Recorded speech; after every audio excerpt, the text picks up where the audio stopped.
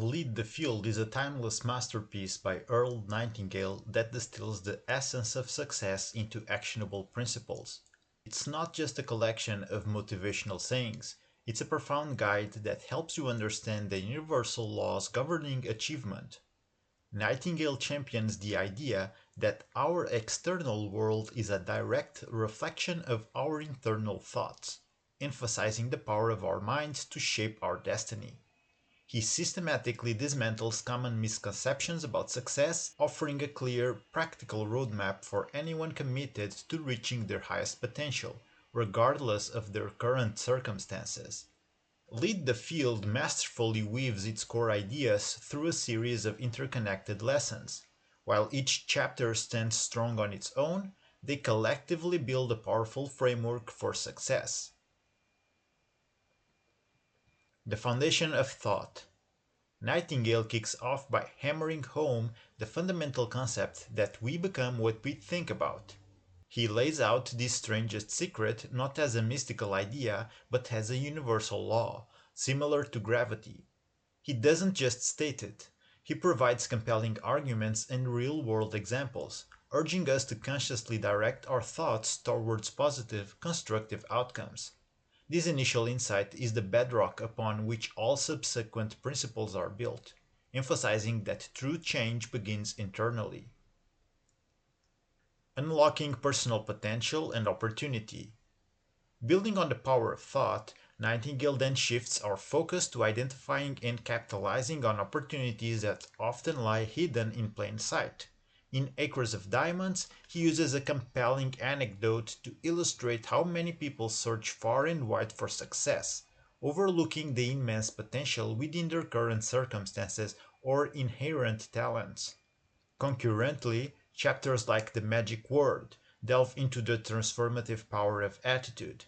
He shows us how a positive, proactive attitude is not just a pleasant disposition, but a critical tool for opening doors, attracting favorable circumstances, and influencing others positively, thereby amplifying our ability to seize those acres of diamonds. Strategic action and perseverance. Finally, Nightingale moves from internal understanding to external execution. He dictates significant portions of the book to the absolute necessity of setting clear, compelling goals and then developing the discipline and perseverance required to achieve them. He doesn't just say set goals, he explains why they are crucial, how they act as a destination for our mental energies, and how their absence leads to aimless drifting. He emphasizes that success isn't a single event, but a continuous process of consistent effort, learning from setbacks, and unwavering commitment to one's defined purpose. This section bridges the gap between thought and tangible results, showing how our inner convictions translate into outer achievements through focused, persistent action. These three broad categories, the power of thought, recognizing opportunity and the importance of attitude, and finally, strategic action and perseverance, form the backbone of Lead the Field, creating a comprehensive guide to personal and professional mastery. Chapter 1. The Strangest Secret. In this opening chapter, Earl Nightingale reveals what he calls the strangest secret. It's surprisingly simple, yet profoundly overlooked. We literally become what we think about most of the time. He challenges us to consider our own lives and whether they reflect our dominant thoughts. If we constantly worry about lack of failure, that's what we tend to experience. Conversely, if our minds are filled with thoughts of success, abundance, and worthy goals, we begin to move towards those very things. It's a powerful call to consciously take control of our mental landscape. This isn't just about positive thinking in isolation. Nightingale emphasizes that our minds are incredibly fertile ground, and whatever seeds we plant there, whether positive or negative, will eventually bear fruit. He also introduces his definition of success, the progressive realization of a worthy ideal. This highlights that success isn't a destination we reach and then we stop. It's an ongoing process of working towards something meaningful, It's about having a clear aim and moving towards it every single day. The overarching lesson here is that our thoughts are the most powerful tools we possess. By understanding this secret, we gain the ability to direct our lives with incredible precision. If you want to change your circumstances, you must first change your thoughts about those circumstances and about yourself. It's the ultimate starting point for any significant achievement. Chapter 2: Acres of Diamonds. In this chapter, Earl Nightingale shares a truly captivating story that serves as a powerful metaphor for life. It's about a man who sells his farm to search the world for diamonds, only for the new owner of his old farm to discover the world's largest diamond mine right there on the property. This anecdote beautifully illustrates a common human tendency to believe that greater opportunities, wealth, or success exist somewhere else and that we need to abandon our current situation to find them. This chapter is a profound lesson in appreciating and leveraging current resources and the environment. Nightingale isn't just talking about physical diamonds, he's talking about the untapped potential in our jobs, our skills, relationships, communities, and even our existing challenges. He makes a compelling case that instead of chasing after distant dreams, we should first cultivate the soil we're already standing on. This means looking at our present circumstances with fresh eyes, seeking out problems to solve, and finding innovative ways to add value right where we are. The core message here is one of perspective and gratitude. It encourages us to pause our endless search and instead develop the vision to see the rich opportunities that are often right under our noses. By applying creativity and effort to our immediate surroundings, we can often unearth far greater treasures than we ever imagined, proving that true abundance is often about recognizing what we already have and making the most of it. Chapter 3: The Magic Word. In The Magic Word, Earl Nightingale shines a spotlight on the single most crucial factor for success and happiness. He argues that our attitude is the magic word because it dictates how we interpret the world around us and, in turn, how the world responds to us. If I approach a new task with enthusiasm and a belief in my ability to succeed, I'm far more likely to achieve a positive outcome than if I approach it with dread and doubt. It's a direct reflection. What we project, we tend to receive back. What resonated deeply with me in this chapter is the emphasis on attitude as a choice. While circumstances may be challenging, I always have the power to choose my response. Nightingale makes it clear that a good attitude isn't just about being cheerful, it's about being proactive, expectant of good, and solution oriented. It means seeing possibilities instead of problems and approaching every person and situation with an open, constructive mindset. This is particularly powerful because it gives us a locus of control that no external force can take away. The profound takeaway is that our attitude acts like a magnet. A positive, hopeful attitude attracts positive experiences and people, while a negative one tends to drain in more negativity. By consciously cultivating an attitude of optimism, expectation, and gratitude, we don't just feel better, we fundamentally alter the trajectory of our lives, paving the way for greater opportunities and more fulfilling interactions. Chapter 4: The Lord's Prayer. In The Lord's Prayer, Earl Nightingale delves into a topic that might seem surprising in a book about success, but he approaches it with a deeply practical and universal perspective.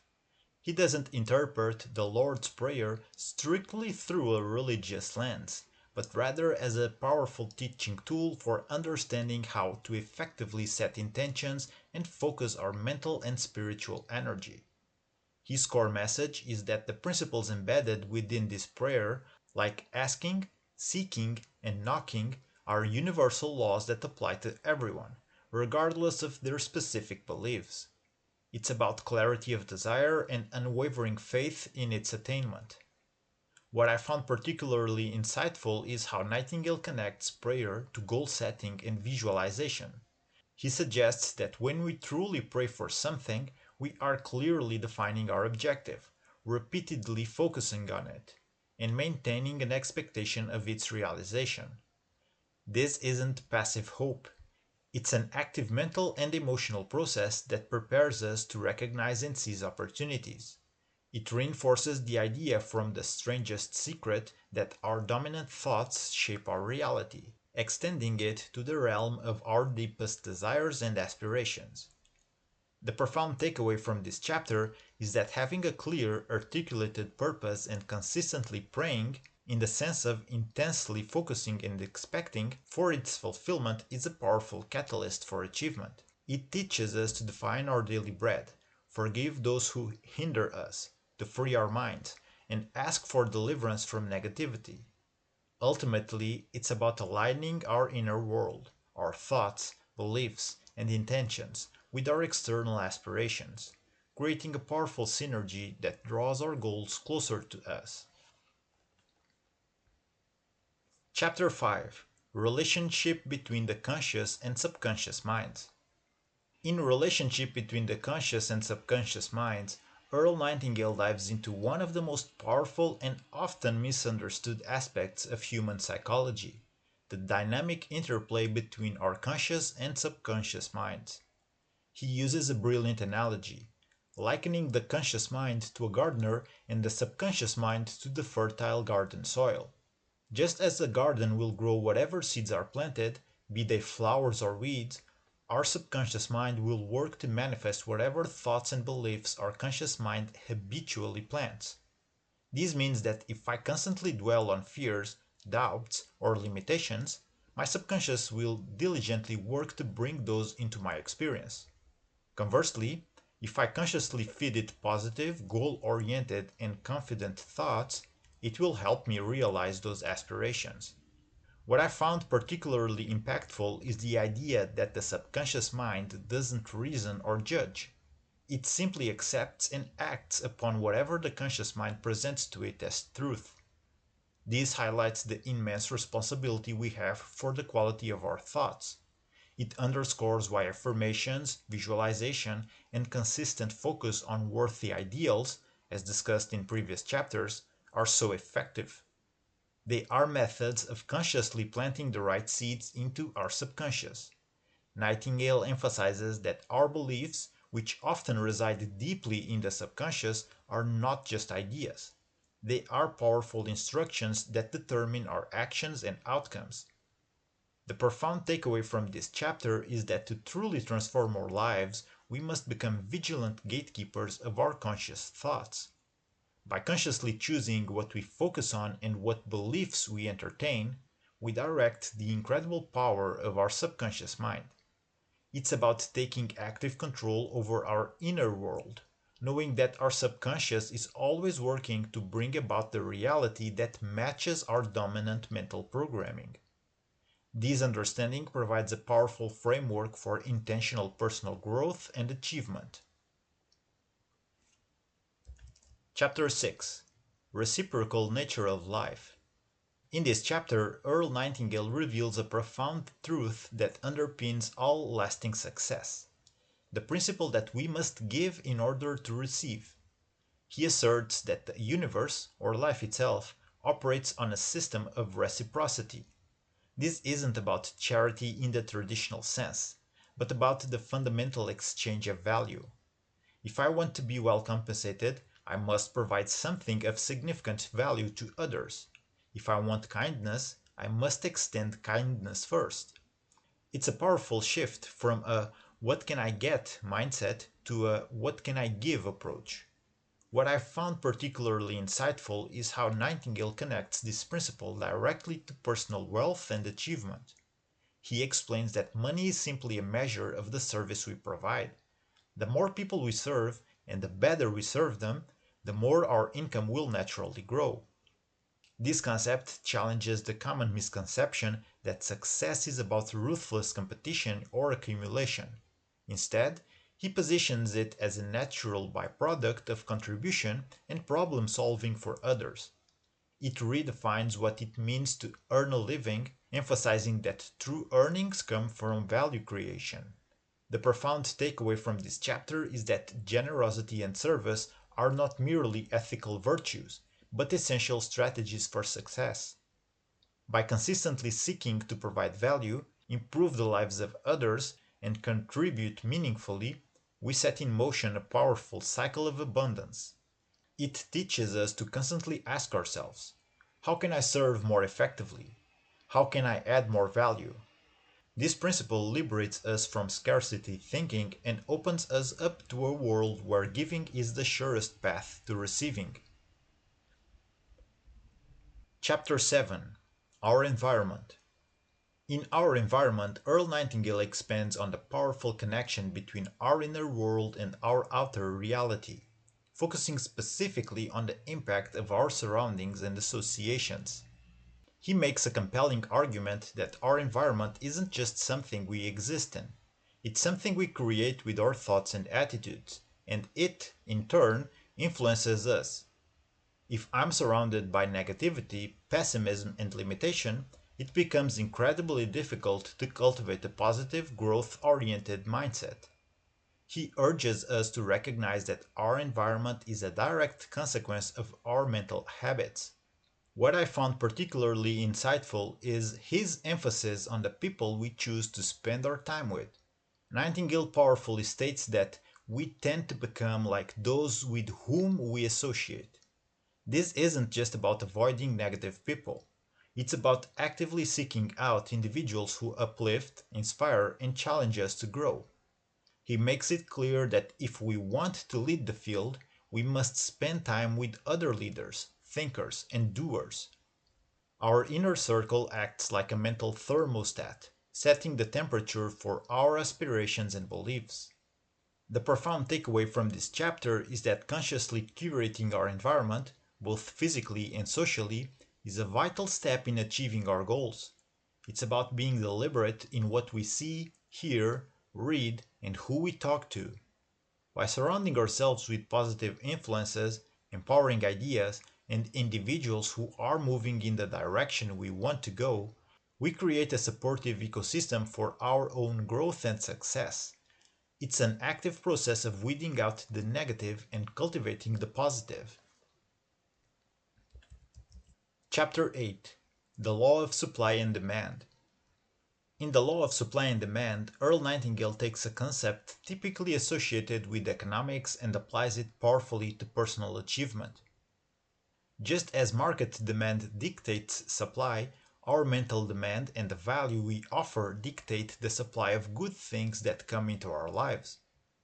This means that if I genuinely desire something and create a clear mental picture of it, coupled with the belief that it's attainable, I begin to set in motion the forces that will bring it to me. It's about recognizing that our level of expectation and conviction plays a huge role in what we manifest. Nightingale ties this to the concept of service. He argues that in the realm of personal and professional success, our demand for greater income, opportunities, or recognition is met when we supply more value to the world. It's not about waiting for things to come to us. It's about actively increasing our contribution, our skills, and our service until the demand for what we offer naturally increases. This reinforces the principle from reciprocal nature of life, emphasizing that giving precedes receiving. Our supply of good things will never exceed our demand for them, which is fueled by our service and belief. The profound takeaway from this chapter is that we are far less limited than we often believe. Our true limitations usually stem from a lack of clear mental demand. We haven't decided what we truly want, or we don't believe we can have it. By focusing our minds with definite purpose and consistently improving our ability to serve, we effectively increase the demand for our unique contribution, thereby ensuring a greater supply of success and abundance in our lives.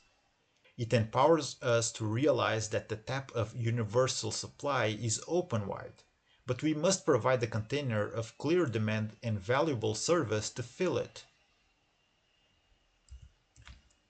Chapter 9: The One Thing Essential. In this chapter, Earl Nightingale zeroes in on what he believes to be the absolute linchpin of success: the courage to begin. He argues that we can read all the books, attend all the seminars, and accumulate all the knowledge in the world, but if we lack the courage to put that knowledge into action, it remains dormant potential. This chapter serves as a powerful call to move beyond planning and contemplation into the realm of doing. It highlights that the biggest barrier to our goals is often not external circumstances, but our own hesitation and fear of taking that initial leap. Courage isn't the absence of fear, but the decision to act in spite of it.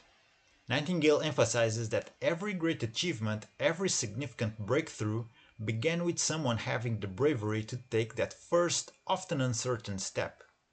He reminds us that waiting for perfect conditions or absolute certainty is often a form of procrastination.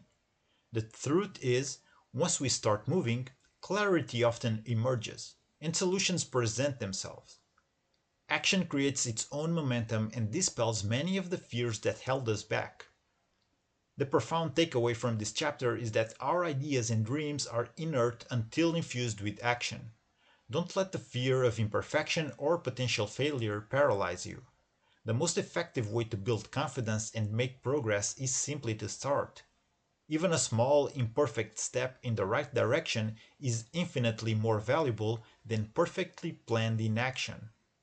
This chapter is a kick in the pants for anyone stuck in analysis paralysis, reminding us that the path to success is paved with brave, consistent steps forward. Chapter 10: Your Golden Opportunity. In this concluding chapter, Earl Nightingale brings all the previous principles together, emphasizing that opportunities are not rare occurrences but are constantly present for those who are prepared and attuned to see them. He reinforces the idea that life doesn't hand out opportunities randomly. Rather, we attract them based on our dominant thoughts, our level of preparedness, and our willingness to serve. This chapter is a powerful reminder that if we cultivate the right mental attitude and continuously develop our skills, we will inevitably find our golden opportunities. It's about being ready when inspiration strikes or a chance presents itself. The takeaway from this chapter is the critical link between preparation and perception. Nightingale illustrates that if my mind is cluttered with doubt and negativity, or if I haven't developed the necessary skills, I likely miss or squander even the most obvious opportunities. Conversely, by actively focusing on my goals, building relevant expertise, and maintaining a positive, expectant attitude, I become incredibly sensitive to chances that align with my aspirations. He makes it clear that the future isn't something that just happens to us. It's something we actively co-create through our readiness and our mental magnetism. The profound takeaway from this final chapter is that your golden opportunities are not somewhere far off in the future or reserved for a lucky few. They are here, now, waiting for you to prepare yourself, to define your ideal, and to consistently move towards it with faith and action. It's a powerful culminating message that encourages us to stop waiting for external circumstances to change and instead focus on becoming the person who attracts and capitalizes on success. By truly leading the field within our own minds, we inevitably lead the field in our lives. This completes the summaries for Lead the Field by Earl Nightingale. If you enjoyed these insights and found them valuable, please leave a comment, like and subscribe to stay updated with more book summaries. Your feedback and support are greatly appreciated. Embrace these principles to achieve personal mastery and unparalleled success, recognizing the importance of conscious thought, purposeful action, the power of attitude, the value of service, and the courage to begin. With these insights, you can transform your life into a masterpiece of your own design and achieve your highest potential. God bless and take care.